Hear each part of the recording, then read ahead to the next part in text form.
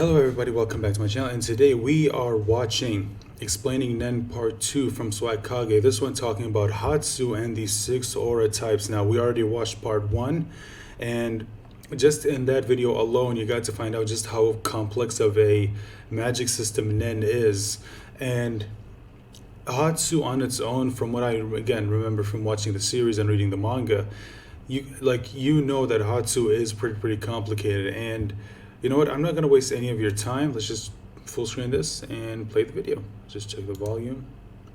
Yo, how's it going, everybody? Swagkage here, and welcome to today's video, a follow-up to a video I posted 2 weeks ago talking about Nen and all of its mechanics. For those of you who watched it, you know that there was no way for me to condense Hatsu into that video because it just would have taken way too long. The video would have been like 40 minutes. So if you want to watch the first one, links in the description as always. But for those of you who have already seen it or just don't care, let's just go ahead and get started. So the information in the first video may have given you the impression that Nen is something that works universally the same for everybody who tries to learn it. And while that does hold true for most of its mechanics, Hatsu turns Nen from a basic power system without much variety to something that's incredibly personalized and varies greatly from person to person. Hatsu is the name given to a person's unique personal Nen ability. It's something that they have complete control over since they're able to create it themselves, and in doing so, they're able to establish individual rules, mechanics, and restrictions for this power. More on that later, though. Similar to the chakra natures present in Naruto, in Hunter x Hunter there exist 6 different aura types that a person can have an affinity for. Unlike in Naruto, a person can only have one affinity at a time, and they're generally not able to master skills based outside of their affinitive class. These 6 aura types are Enhancement, Emission, Transmutation, Manipulation, Conjuration, and Specialization. Each one generally does what you'd think it does. Enhancement powers typically seek to enhance something in some way, etc., but there are a few powers that seem to be a bit confusing. Some Hatsu that don't seem like they belong to the aura type they're based on, which has resulted in a bit of confusion among the members of the Hunter x Hunter community, but this isn't too terribly common. Like the chakra-sensitive paper test a person can take in Naruto, there exists a test in Hunter x Hunter that a person can take in order to discover the class that their aura belongs to. Now, it seems like more than one method of doing this exists because the process I'm about to speak of is considered the most popular way of discovering one's aura type, but none of the others are explored over the course of the series. Most aspiring hunters use water divination to find their aura type. A simple process where a person fills up a wine glass with water, lays a leaf on top of it, performs Ren on the glass, and waits to see the effects. If the person being tested is an enhancer, the volume of the water in the glass will change. In Gon's case, this caused the glass to begin overflowing, but Wing doesn't specify if it's possible for any other changes to occur. Like, for instance, if the amount of water in the glass could decrease instead. Anyway, like I mentioned earlier, the names of most of the aura types are more or less self-explanatory, so unsurprisingly, the art of enhancement involves using one's aura to, well, enhance stuff. Typically, enhancers focus on augmenting the abilities of their own body, but it's possible to increase the power of objects by using Shu as well. Enhancement is by far the simplest of the 6 aura types, as the Hatsu that draw from it all generally set out to do the same thing. Most enhancers focus on developing a power that aids them in basic hand-to-hand combat by boosting one or more of their physical attributes, and there are few examples of any that attempt to deviate from this. Gon, Uvogin, Finks, Netero, and Yuppie are all examples of enhancers, and they all have one thing in common: they're extremely good with their fists. If the person being tested is a manipulator, the leaf placed atop the water will begin to move. The art of manipulation involves exercising control over objects and even other people in ways specified by the user when they create their power. Unlike the name suggests, manipulation abilities don't focus on the sorry,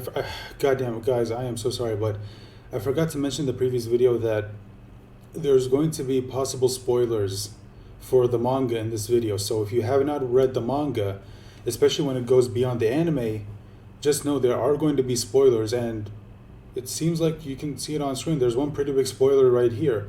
So just to let you know right now, if you do not want any spoilers for the manga, please click off the video. Okay, if you're still here, I'm just going to assume that you do not care about spoilers. Okay, let's get back to the video.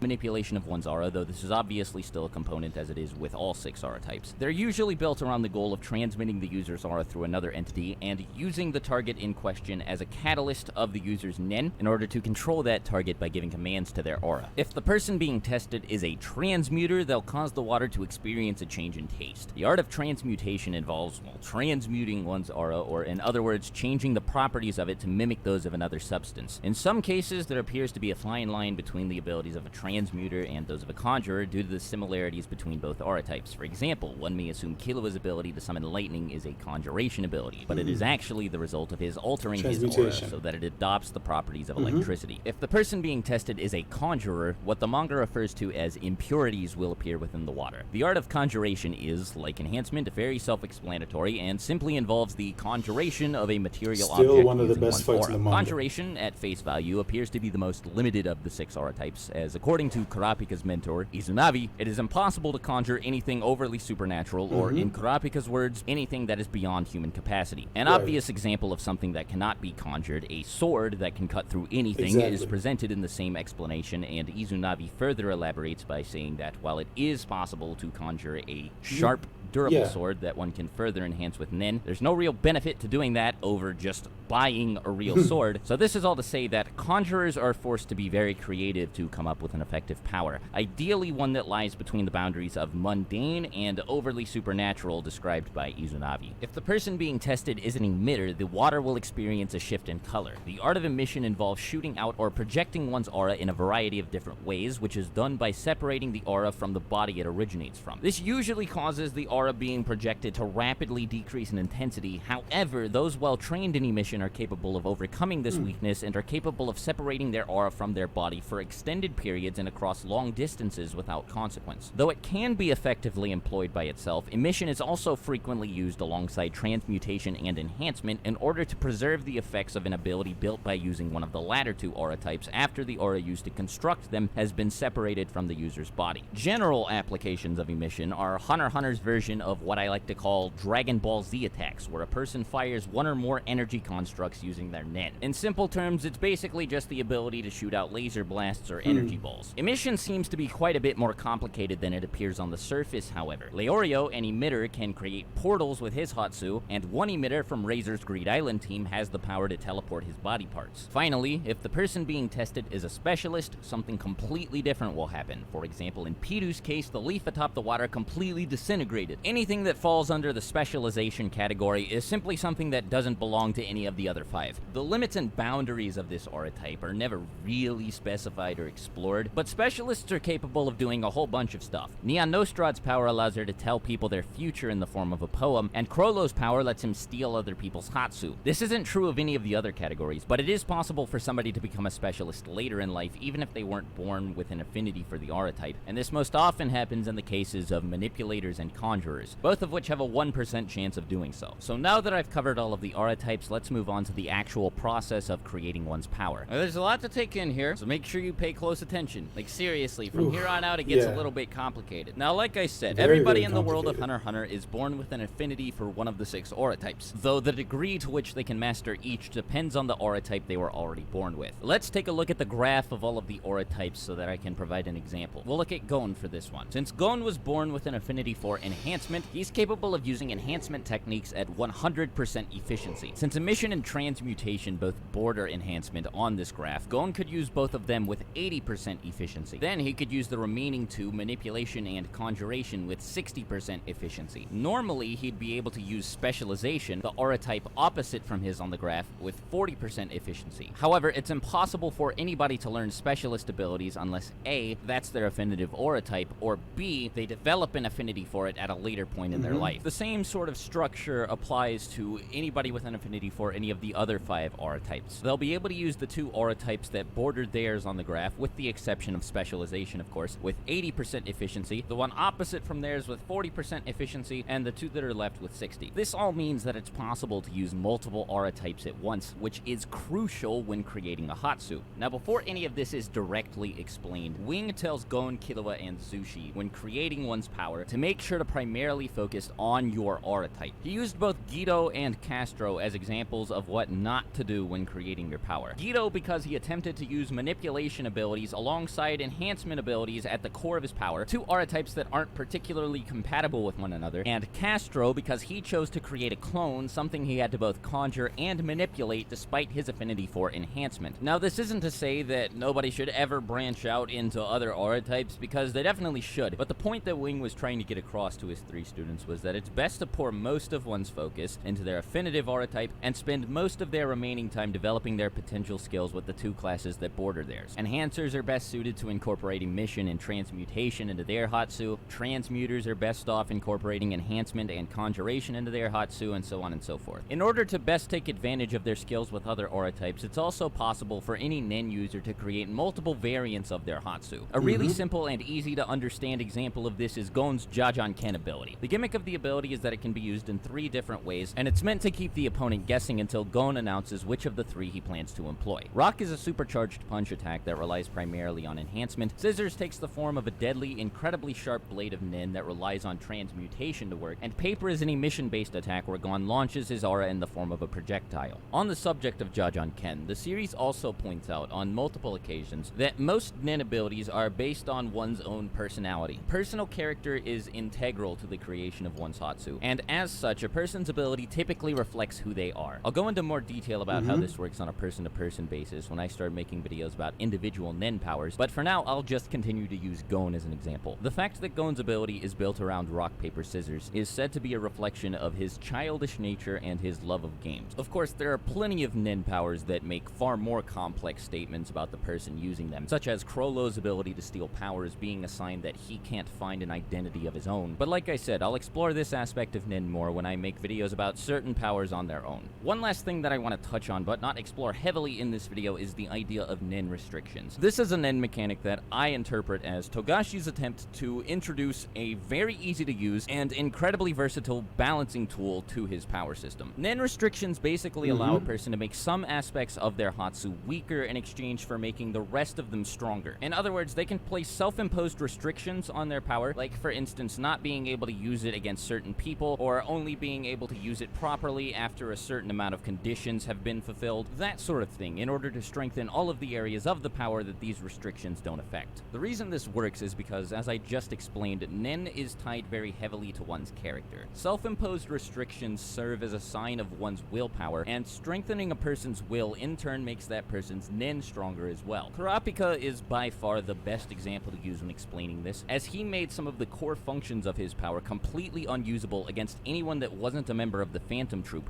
but this in turn made him pretty much unstoppable when fighting any of the members of the Spider. There aren't many examples of Nen restrictions that are this extreme scattered throughout the series, but this is definitely the best way to communicate what I'm talking about. Now, this is where I'm going to cut today's video off. Don't worry, I do plan on making a third Nen video going into detail about all of the really complicated stuff, particularly the aura power concept that Knuckle introduced to the audience. I'm sure at least a handful of you are wondering why I didn't at least mention that in this video, but don't worry, just sit tight. A video covering all that stuff is coming. But in the meantime, I think I have something to hold you over. Verve was kind enough to sponsor this video, and in case you haven't heard yet, it's a pretty cool streaming service that acts as a hub for a bunch of other streaming services like RiffTrax, Machinima, Rooster Teeth, and my 2 personal favorites, Crunchyroll and Funimation. Across these last 2, you can watch pretty much any anime you can think of, either subbed on Crunchyroll or dubbed on Funimation. This includes, of course, Hunter x Hunter and a bunch of others like Dragon Ball Super, My Hero Academia, Naruto, Yu-Gi-Oh!, Yu Yu Hakusho, Cowboy Bebop, you name it. For those of you who like Western animation, Bravest Warrior Season 4 just got added to Verve's catalog as well, so it's all pretty cool stuff. If you click the link in the description, you'll get a free, ad-free 30-day trial of Verve Premium, and that'll get you access to everything I just mentioned for a whole month. You can catch up on anything you feel like you're behind on, start watching something your friends are recommending to you, whatever. And even if you think you're going to be busy for the next month, like say you're traveling a lot or whatever, don't worry, Verve's got you covered. You can watch everything on the app, even without an internet connection. So if you find yourself on a bus traveling through somewhere where you have no cell service, you can feel free to pull out your phone and start watching some Naruto. It's pretty great. So like I said, click the link in the description. It'd help me out a lot, and you'd get yourself some free anime. No real negatives in the equation. And if you don't like Verve, you can just feel free to cancel at any time. Anyway, thanks a bunch for watching the video all the way to the end. Appreciate it as always. Let me know in the comments if you have anything you want me to make a video on in the future. And until next time, I'll talk to you later. Swagkage out. Bye. Okay, I think that's the whole thing. But yeah, like you said, Nen, pretty freaking complicated, but it's also for me one of the reasons why it's my favorite, even over Dragon Ball's Ki, Bleach's Reishi, Naruto's Chakra, and even One Piece's Devil Fruits. Yeah, I know One Piece. A lot of people love One Piece. So I love One Piece. I do, but for me, it's like I still absolutely love, and I mean love, Hunter x Hunter, and I especially love the power system. To me, and especially because Hatsu also makes each ability feel so unique. And like he said, each ability feels like it's a reflection of each character's personality. Like he said, Gon's Jajanken is a reflection of his, childish nature and his love of games. But that doesn't mean it's not dangerous, as we saw, especially during that a certain moment in the anime and in the manga. Which, yeah, I mean that was oof. Now he said there was a part three. I don't know if there is a part three. I'm not saying. Well, if there is, we'll watch it. Don't worry. But I can see another video here, which seems like it might be very, very interesting. So we're going to be watching that, of course. And don't worry if you want to go back to, if you want to see more Naruto videos or Dragon Ball videos from Swagkage or other creators, don't worry, we will be getting to those. But I do feel like I want to branch out to watching videos made that are talking about series that are not Naruto or Dragon Ball. Because again, like I am a fan of multiple different animes and mangas, so I will be hopefully finding videos that I think are interesting, but hopefully focusing on series that are not, that are not just one or two series that I grew up loving. So look forward to more videos like those. But anyway, guys, if you enjoyed this video, please click the like button, share the video, and of course subscribe if you haven't. It really will help out my channel with the algorithm. And especially if you're new, if you consider subscribing and clicking on the bell icon, because that will go a long way in supporting this channel. So with that being said, thank you so much for watching again, and please look forward to the next one. Bye for now.